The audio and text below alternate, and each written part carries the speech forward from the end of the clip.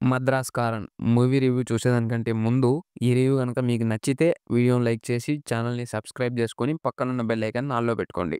ఇక ఈ మూవీ అయితే ఆహాలో స్ట్రీమ్ అవుతుంది. రన్ టైమ్ వచ్చేసి 2 అవర్స్ ఉంటుంది. తెలుగులో కూడా అవైలబుల్‌గా ఉంది.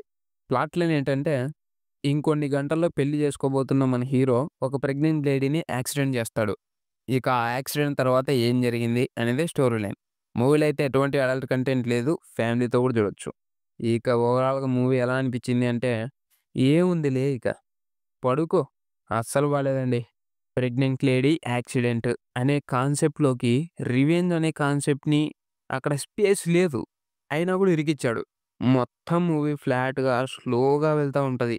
ఇక క్లైమాక్స్ ట్విస్ట్ ఒకటి కొద్దిగా పర్వాలేదు. అంటే అదేం పెద్ద mind blowing twist, mind bending twist అనట్లేదు. ఏదో 2 గంటల మూవీలో అదొక్కటి సమ్‌వాట్ బెటర్ అనిపించింది అంతే. అసలు ఈ సినిమాకి ఫస్ట్ హాఫే అవసరం లేదండి. ఇక సెకండ్ హాఫ్‌కొచ్చేసరికి రివెంజ్ కాన్సెప్ట్‌ని ఎంటర్ చేస్తారు.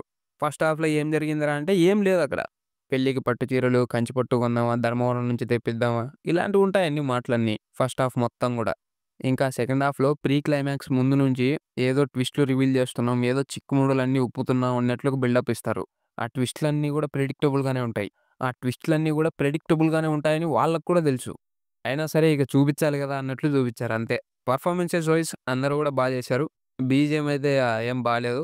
సినిమాటోగ్రఫీ గూడా పర్వాలేదు.